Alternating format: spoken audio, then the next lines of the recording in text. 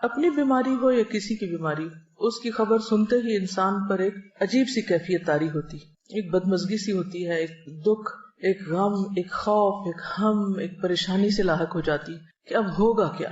مثلا میں جس وقت یہ پریپیئر کر رہی تھی، پڑھ رہی تھی، تو میرا بیٹا میرے پاس آیا، کہتے میرے پیٹ میں بہت درد ہو رہی، اور میں اتنی پرسکون تھی.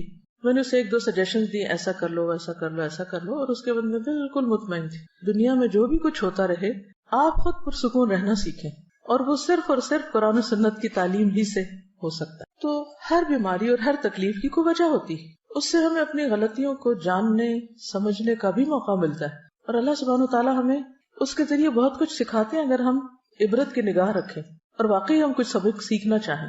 پھر یہ کہ ہم مزید کئی چیزیں سیکھتے بھی ہیں. جب بیماری آتی ہے تو پھر آپ اس کے علاج کے لیے ڈاکٹرز کے پاس جاتے ہیں، آپ کی ملاقاتیں ایسے ایسے لوگوں سے ہوتی ہیں جو عام طور پر ممکن نہیں. مجھے اپنی بیماری کے دوران انتہائی پڑھے لکھے اور مختلف طرح کے لوگوں سے ملنے کا اتفاق ہوا. تو جب بھی میں کسی نئے ڈاکٹر کے پاس، بہت لرنڈ شخص کے پاس جاتی، تو میں سوچتی کہ کیا اس بیماری کے بغیر میں اس سے ملاقات کر سکتی تھی؟ نہیں کر سکتی تھی. اس سے سیکھ سکتی تھی جو اس نے مجھے 1-on-1 بیس پر بہت سی باتیں سکھائی ہیں، نہیں سیکھ سکتی تھی. تو اس میں بھی خیر ہے، تکلیفیں تو آتی جاتی رہتی، لیکن ہر چیز کا انسان اگر مثبت پہلو سامنے رکھے تو وہی لمحے انسان کے لیے خوشگوار بھی بن جاتے ہیں.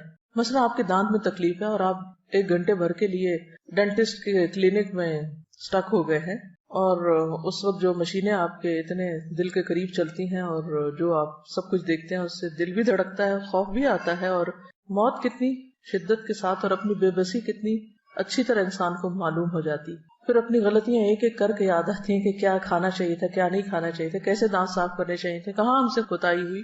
اور پھر یہ ہے کہ مرنے کے بعد اور آخرت میں، اور انسان وہاں ایسا غور و فکر کرتا ہے کہ جو آپ اپنی مصروف روزمرہ کی زندگی میں کر ہی نہیں سکتے، کسی صورت میں نہیں کر سکتے. اسی طرح جب آپ مختلف کلینکس پہ جاتے ہیں تو بعض اوقات آپ ورسٹ کیسز دیکھتے ہیں. گھر میں رہ کے تو آپ بھی بیمار بنے ہوئے، لیکن باہر جاتے ہیں آپ دیکھتے ہیں کہ ہم سے زیادہ کس کس تکلیف اور مصیبت میں لوگ، تو اپنی تکلیف کم لگتی ہے اور شکر ادا ہوتا ہے. یعنی پھر انسان تکلیف پر شکر ادا کرنا سیکھتا ہے. اسی طرح لامتناہی فوائد ہیں. اگر آپ ان فوائد پہ غور کرنا چاہیں اور آپ ان کو جاننا چاہیں، ان سب پر غور کا فائدہ یہ ہوگا کہ آپ کے اندر ایک عجیب اطمینان اور ایک شکر کی کیفیت پیدا ہوگی اور آپ پرسکون ہو جائیں گے. آپ نے دیکھا ہوگا ایک شخص فوت ہوتا ہے تو دوسرا اس کے فوت ہونے کی خبر سن کے ہارٹ اٹیک میں فوت ہو جاتا ہے. ایسی خبریں بھی آپ نے پڑھی ہوگی. تو چھوٹے چھوٹے غم اور تکلیفیں جو انسان پہ آتی رہتی ہیں، یہ انسان کو مضبوط بھی کرتی ہیں اور بڑی خبریں سننے کا ایک حوصلہ بھی پیدا کرتی ہیں. اور ایک نبأ عظیم بڑی خبر تو ہے ہی ہم سب کے سامنے، وہ تو مرے ہوئے کو بھی اٹھا کے کھڑا کر دے گی. وہ کون سی؟ عما یتساءلون عن النبأ العظیم. کس چیز کے بارے میں آپس میں ایک دوسرے سے باتیں کر رہے ہیں اور ڈسکشنز کر رہے ہیں؟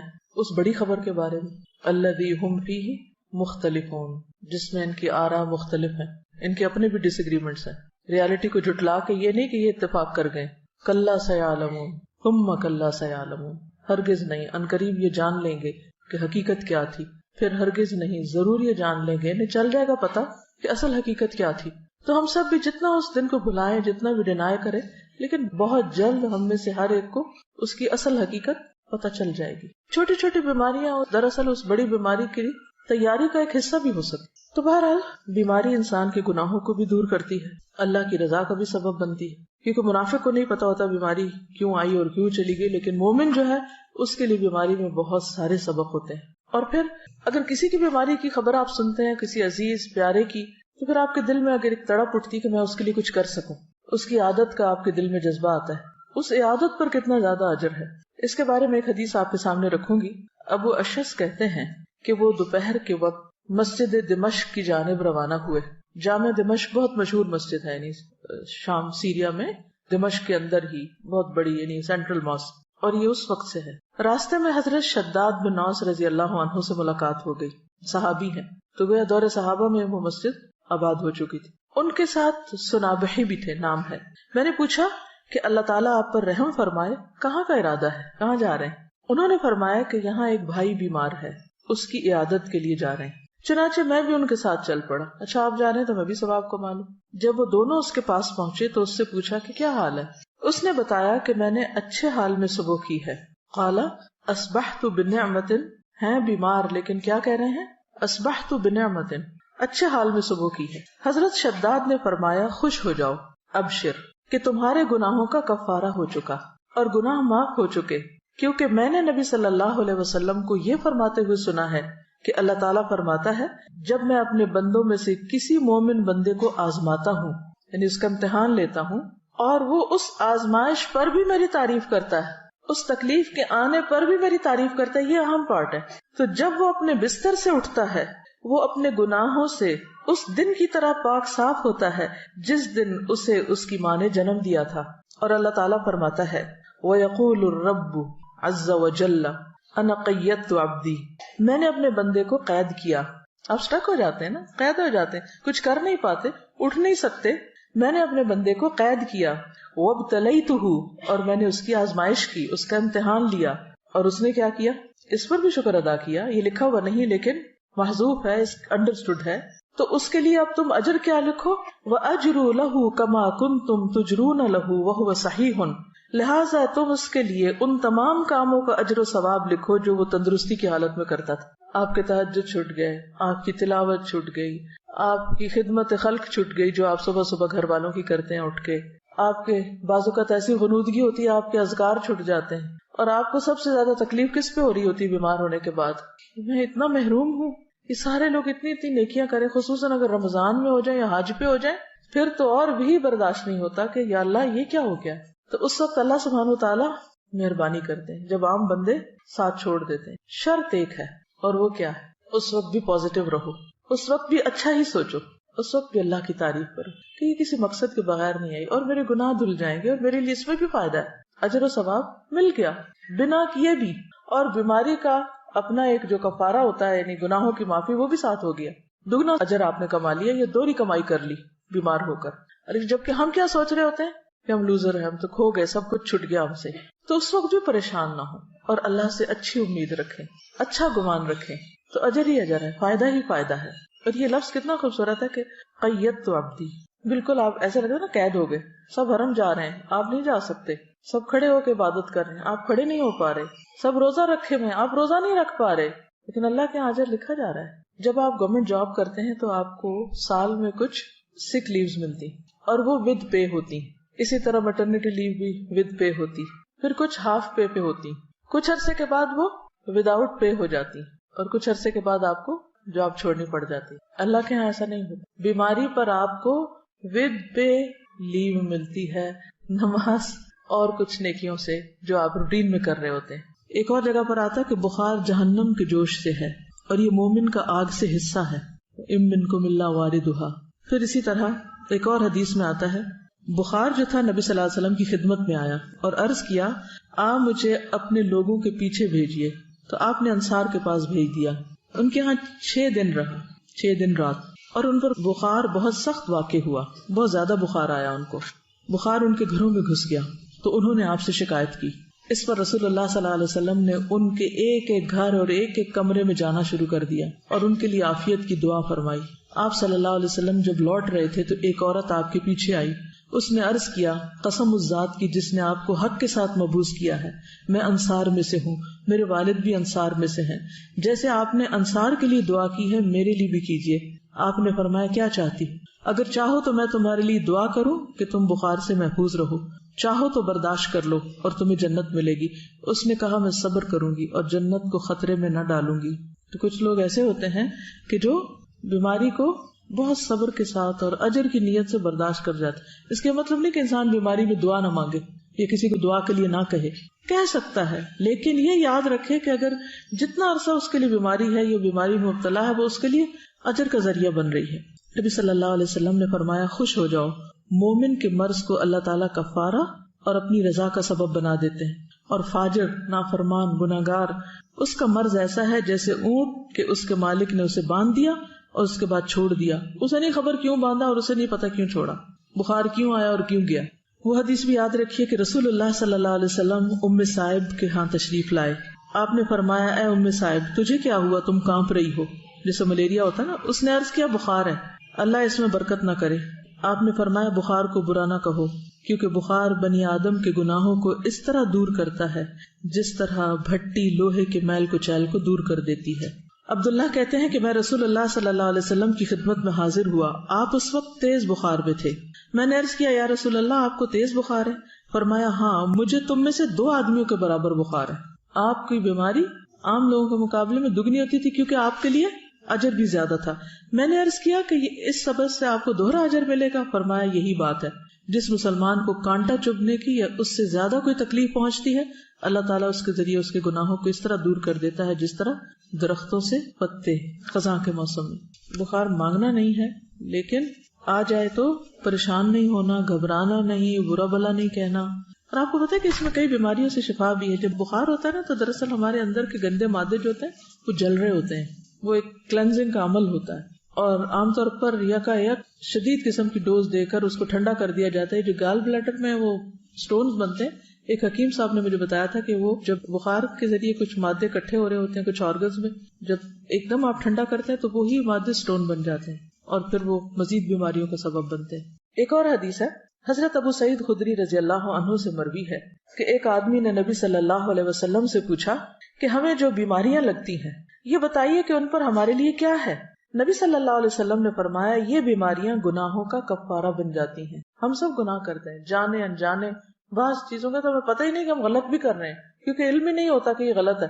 کچھ عرصے بعد پتہ چلتا ہے تو توبہ استغفار شروع کرتے ہیں. یہ کیسی جہالت ہے, پتہ ہی نہیں تھا کہ یہ نہ کرنے والا کام ہے. بہرحال حضرت ابی بن کعب رضی اللہ عنہ نے عرض کیا اگرچہ بیماری چھوٹی ہی ہو, چھوٹی سی بیماری ہے کوئی, تب بھی؟ نبی صلی اللہ علیہ وسلم نے فرمایا ہاں اگرچہ ایک کانٹا ہی چبھ جائے یا اس سے بھی کم. یہ سن کر حضرت ابی بن کعب رضی اللہ عنہ نے اپنے متعلق یہ دعا کی کہ موت تک ان سے کبھی بھی بخار جدا نہ ہو. کیا دعا کی؟ کہ مجھے ہر روز بخار ہو. اور یہ کون ہے دعا کرنے والے؟ ابی بن کعب, عالم صحابی ہیں, کاتب وحی ہیں, لیکن وہ ایسا بخار ہو کہ حج اور عمرہ, جہاد فی سبیل اللہ اور فرض نماز با جماعت میں رکاوٹ نہ بنے. میرے یہ کام نہ چھوٹے, ویسے بے شک بخار چڑھا رہے. چنانچہ اس کے بعد انہیں جو شخص بھی ہاتھ لگاتا ان کا جسم تپتا ہوا ہی محسوس ہوتا حتیٰ کہ ان کا انتقال ہو گیا.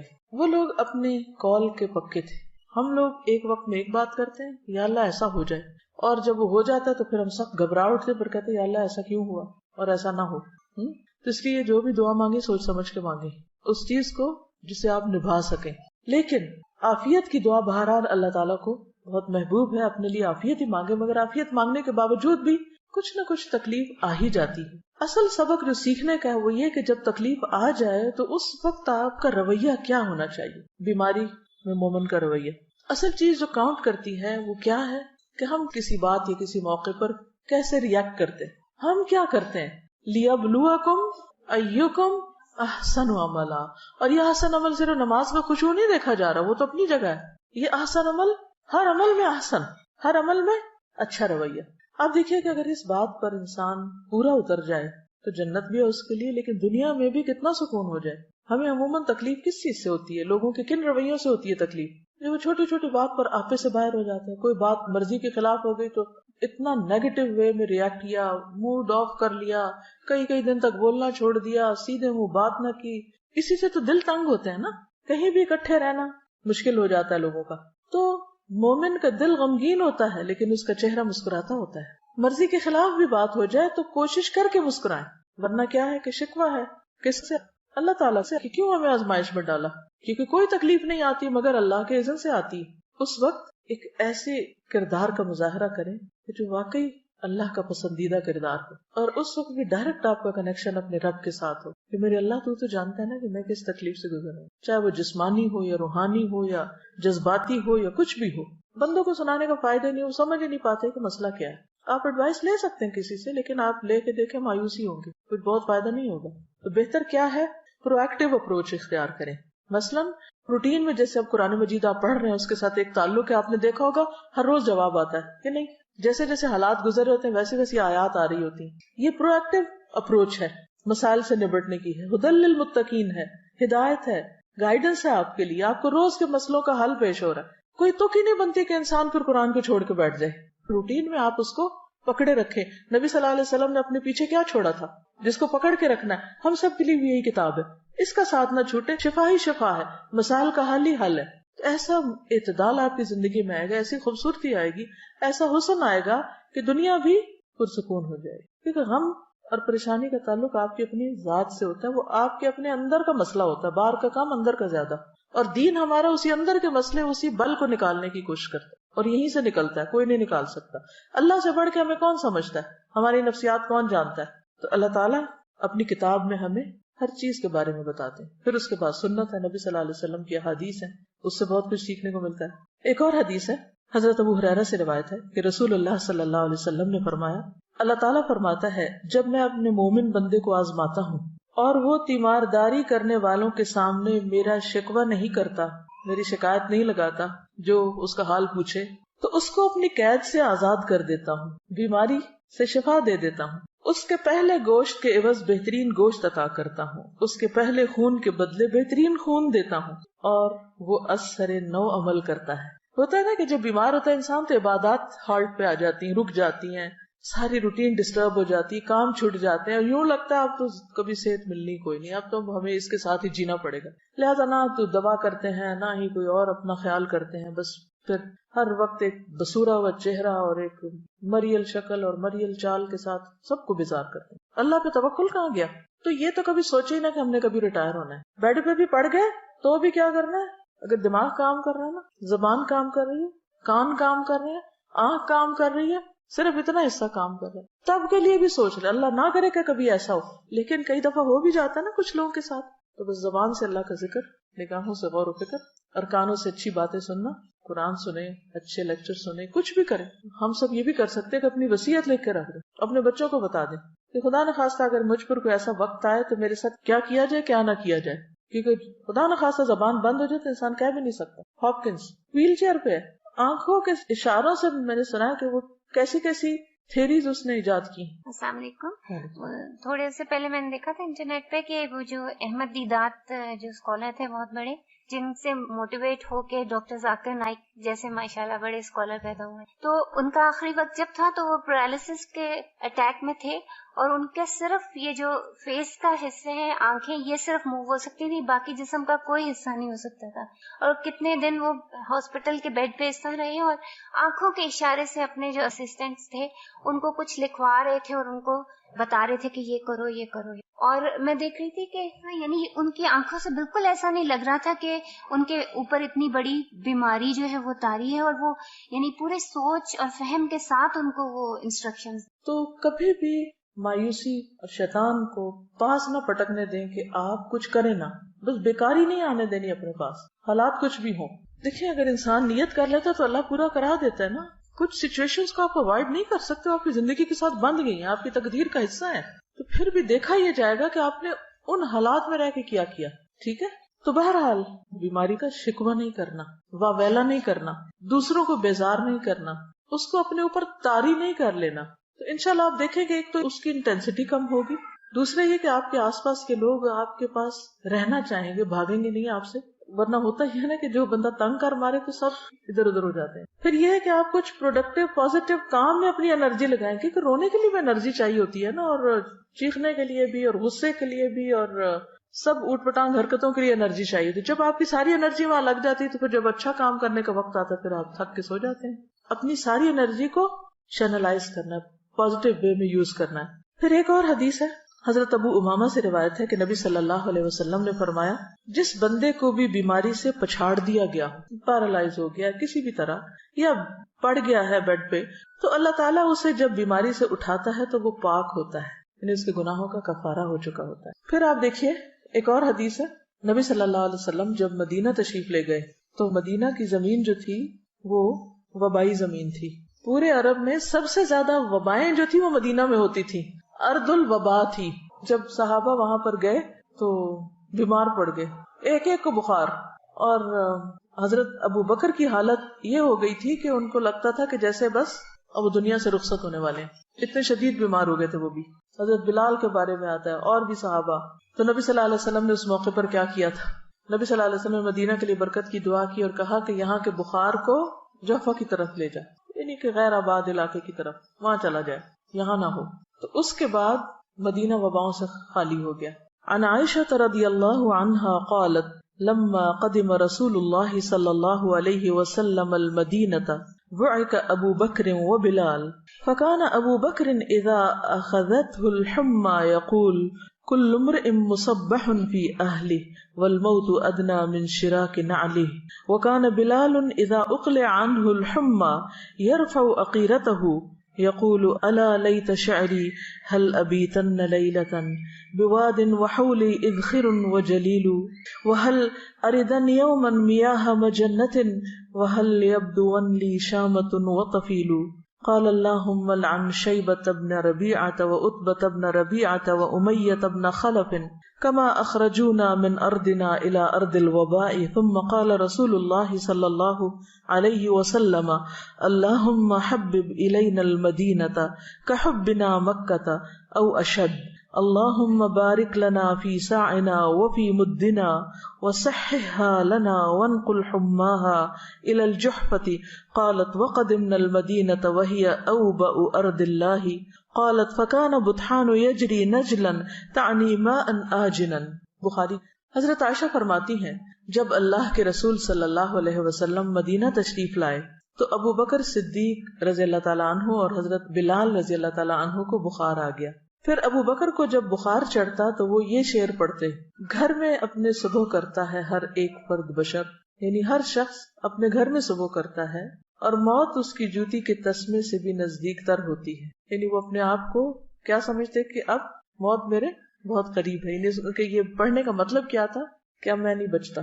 کبھی آپ کے ساتھ ایسا ہوا کہ آپ کو بخار ہو یا کوئی بیماری لگے اور آپ سوچیں کہ اب تو میں مر ہی جاؤں؟ یہ بہت ایک نیچرل سی فیلنگ ہے، ہر شخص اس کیفیت سے گزرتا ہے، کچھ زیادہ کچھ کم، لیکن یہ خیال صحت کی حالت میں کم آتا ہے اور بیماری کی حالت میں زیادہ آتا ہے. تو حضرت ابوبکر نے بھی اپنے انہی جذبات کا اظہار کیا کہ ہر شخص اپنے گھر میں صبح کرتا ہے اور موت اس کی جوتی کے تسمے سے زیادہ قریب ہوتی ہے. اور بلال کا بخار جب اتر جاتا تو وہ رو کر بلند آواز سے یہ پڑھتے. یوں لگتا ہے کہ جیسے کوئی ملیریا کی قسم کا بخار تھا کہ چڑھتا ہے اور اترتا ہے. تو رو کر بلند آواز سے یہ شعر پڑھتے کاش پھر مکہ کی وادی میں رہوں، کیونکہ ہجرت کر کے مدینہ آئے تھے. کاش پھر مکہ کی وادی میں رہوں ایک رات، سب طرف اگے ہوئے ہوں وہاں جلیل اذخر نبات. اذخر ایک گھاس ہوتا ہے جس میں خوشبو ہوتی ہے اور وہ اپنے مردوں کو دفن کرتے ہوئے ان کے ساتھ بھی رکھتے تھے، اور جلیل بھی اسی طرح گھاس کی قسم ہے. اور پیو پانی میں جنہ کا جو ہے آب حیات. یہ مکہ سے چند میل کے فاصلے پر مر الزہران کے قریب ایک مقام ہے، اسے سوق حجر بھی کہتے ہیں. وہاں پر یہ پانی تھا، یعنی وہاں کا پانی ہوتا ہے نا، کچھ چشمے مشہور ہو جاتے ہیں اچھے پانی. کاش پھر دیکھوں میں شامہ اور طفیل. یہ مکہ سے 30 میل کے فاصلے پہ 2 پہاڑ ہیں، تو ان کا ذکر. وہاں پہاڑوں کے بھی نام ہوتے، جیسے کسی پہاڑ کا نام لیجیے، جبل ابو قبیس، اور جبل کعبہ، جبل احد، جبل عیر، جبل نور جس میں غار حرا ہے. تو بہرحال یہ 30 میل دور پہاڑوں کے نام ان کو معلوم ہے اور ان کو یاد کر کے رو رہے ہیں. مکہ تو مکہ ہے. اچھا، یہ جو جبل احد ہے یہ مدینہ کے ایک طرف ہے، اور اس کے بالکل اپوزٹ سائڈ پر جہاں سے وہ شروع ہوتی ہے نا، اس کی ذوالحلیفہ کے پاس، اگر کبھی آپ جائیں وہاں احرام پہنتے ہیں دوبارہ عمرہ کرنے کے لیے، تو اس کے قریب ہے. اب جہنم کے پہاڑوں میں سے بہت عجیب سا پہاڑ ہے، دیکھ کے ایک وحشت ہوتی ہے. کالے رنگ کا پہاڑ ہے جبل احد، لال رنگ کا ہے، جیسے لال اینٹوں کا رنگ ہوتا ہے نا، اسی قسم کا. اور اس کے اپوزٹ. تو اس کو میں دیکھتی اور آنکھیں بند کرتی، دیکھتی اور آنکھیں بند کرتی کہ اللہ تو محفوظ رکھنا اور یہ نہ ہمیں دکھانا. کیونکہ تپتی دھوپ کے اندر وہ کالے رنگ کا پہاڑ، اور پہاڑ کی بھی یوں چوٹی نہیں ہے، اوپر سے ایسے اسٹریٹ سا ہے، عجیب سا لگتا ہے دیکھ کے. تو یہ جہنم کے اندر ہوگا. اصل میں اللہ تعالیٰ نے دنیا میں انسان کو کچھ ایسی چیزیں دکھائی کہ جس سے وہ اپنے ان گھروں کو بھی یاد کر لے. ہوتا ہے نا کہ ہم جنت تو نہیں دیکھ سکتے، جہنم تو نہیں دیکھ سکتے، لیکن جب یہ کہا جاتا ہے کہ یہ ٹکڑا جنت کے ٹکڑوں میں سے ہے، یا پہاڑ جنت کے پہاڑوں میں سے ہے، یا یہ دریا جو ہے وہاں سے جاری ہوئے ہیں، اور یہ جہنم کی وادی میں سے ہے، تو پھر وہ ایک عجیب طرح کی فیلنگ آتی ہے جو خالی سنتے رہنے سے نہیں آتی، دیکھنے سے ایک اور بات بنتی. تو بہرحال حضرت بلال جو تھے وہ یہ شعر پڑھا کرتے تھے اور کہا کہ اے میرے اللہ، شیبہ بن ربیعہ اور عتبہ بن ربیعہ اور امیہ بن خلف، ان مردودوں پر لعنت کر جنہوں نے ہمارے ملک سے ہمیں نکال کر وبا کے ملک میں دھکیل دیا. مدینہ کیا تھا؟ وبا کا ملک. رسول اللہ صلی اللہ علیہ وسلم نے یہ سن کر فرمایا، یا اللہ، مدینہ بھی ہم کو مکہ کی طرح یا اس سے بھی زیادہ محبوب بنا دے، یعنی ہمیں مدینہ سے بھی محبت دے دے یا مکہ سے بھی زیادہ دے دے. یا اللہ، ہمارے سا اور مد میں برکت دے دے، پیمانے ہیں. اور مدینہ کی ہوا صحت بخش کر دے. یہ جملہ غور کیجئے، مدینہ کی ہوا صحت بخش کر دے. اور وہاں کا بخار جحفہ میں لے جائے. جحفہ بھی میقات پر ہے. حضرت عائشہ فرماتی ہیں ہم جب مدینہ میں تھے تو سارے ملکوں سے زیادہ وبا وہاں تھی.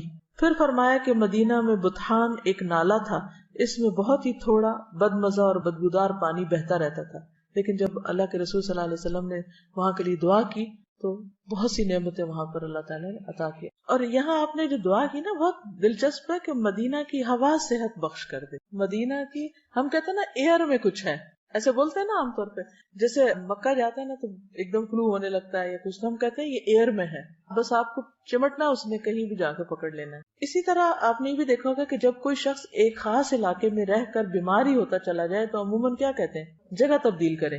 تو پھر جو ہی جگہ تبدیل کرتا ہے بیماری چلی جاتی ہے. آپ نے بھی شاید اس کا پرسنلی ایکسپیرینس کیا ہو, ایک جگہ پہ رہ کے آپ کو مثلا کسی کو خارش لگ جاتی ہے, کسی کو کوئی اور, کسی کو نیند نہیں آتی کسی خاص علاقے میں, الرجیز ہوتی ہیں, تو وہ اس الرجی کے موسم میں وہ پولن ہوا میں ہی ہوتا ہے نا, پھر وہاں سے وہ چلے جاتے ہیں تو وہ ٹھیک ہو جاتے ہیں. دوسری جگہ وہی لوگ ہوتے ہیں بالکل ٹھیک ہوتے ہیں, کچھ بھی نہیں ہوتا ان کو. تو ہوا بھی اللہ کے حکم پہ معمور ہے, اس کو حکم ملتا ہے, اور یہ ساری چیزیں ان دیکھیں معلوم نہیں کیا کچھ ہمارے آس پاس کر رہی ہوتی. تو اس حدیث سے ایک تو دعا کی فضیلت بھی پتہ چلتی کہ انسان کو دعا مانگنی چاہیے. اب ایک وبا آ گئی ہے کسی ملک میں تو ہم ٹھیک ہے ویکسینیشن بھی کریں اور بھی بہت سی احتیاطی تدابیر کریں, لیکن اس کے ساتھ ساتھ دعا کریں کہ اللہ تعالیٰ یہاں کے موسم کو اچھا کر دے. سردیوں میں جب عموماً فلو اور کھانسی اور خشک کھانسی تو ہم کیا کہتے ہیں, سب کیا ہے, بارش نہیں ہوئی نا, تو یہ سب بیماریاں ہیں. تو بچپن میں سمجھ نہیں آتی کہ بارش سے بیماری کا کیا تعلق ہے. تو بڑے بزرگ یہی کہہ رہے ہوتے ہیں نا, اس دفعہ بارش نہیں ہوئی تو یہ اور یہ مسئلے ہو گئے, بہت زیادہ چیز پھیل گئی ہے. تو بارش بھی پاک کرتی ہے موسم کو. کس کو صاف کرتی ہے زیادہ؟ ہوا ہی کو صاف کرتی ہے, جس کو ہم اپنے پانی سے نہیں صاف کر سکتے. دوسری حدیث ہے, یہ بھی بخاری کی, عبداللہ بن عباس سے روایت ہے کہ عمر بن خطاب عوام کے حالات سے باخبر ہونے کے لیے شام کی طرف روانہ ہوئے. کون سی جگہ ہے شام؟ اس میں فلسطین, شام, اردن, یہ سب کچھ شامل تھا. ٹھیک ہے, شام صرف موجودہ شام نہیں. جب بھی شام کا لفظ آئے نا تاریخ کی کتابوں میں تو ساتھ ہی یہ بات یاد رکھیں کہ شام سے مراد فلسطین, اردن, موجودہ شام, یہ سب علاقے اس میں آتے ہیں. وہ خود کہاں رہتے تھے حضرت عمر؟ مدینہ. تو وہاں سے ٹریول کر کے شام جا رہے تھے. کیوں جا رہے تھے؟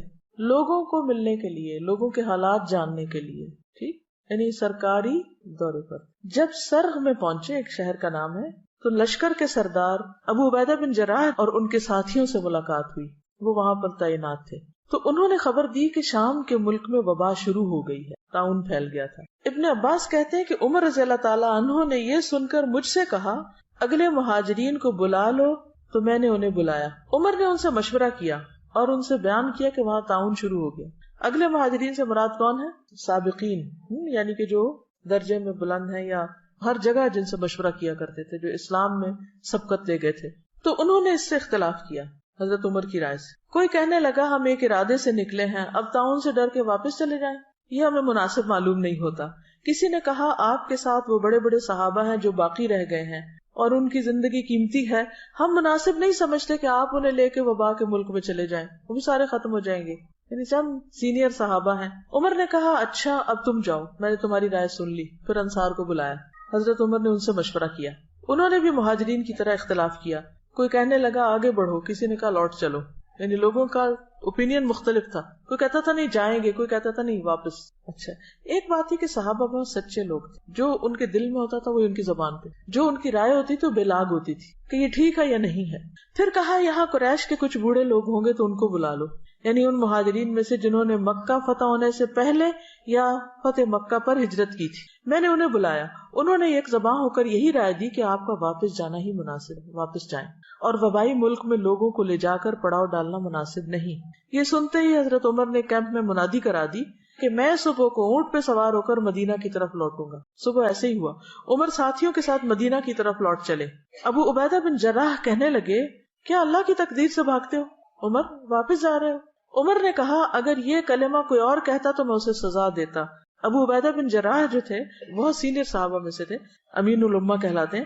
تو ان کی بات کو انہوں نے سنا اور صبر حوصلے سے سنا. جواب میں کہا ہم اللہ کی تقدیر سے بھاگتے ہیں, مگر کدھر بھاگتے ہیں؟ اسی تقدیر کی طرف. ابو عبیدہ یہ تو بتاؤ اگر تمہارے پاس اونٹ ہو اور تم ایک نالے پر پہنچو جس کے دونوں کناروں میں ایک کنارہ تو سرسبز ہو اور دوسرا سوکھا خشک, اور تم سرسبز کنارے میں اونٹ چراؤ تو یہ اللہ کی تقدیر سے ہوگا, اور اگر خشک کنارے میں چراؤ تب تب بھی اللہ کی تقدیر سے ہوگا. بہرحال تقدیر سے تو نہیں نکل سکتے. ابن عباس نے کہا اس کے بعد ایسا ہوا کہ عبد الرحمن بن عوف آئے. وہ ان مشوروں میں شریک نہیں تھے, کام کاج کے لیے کہیں گئے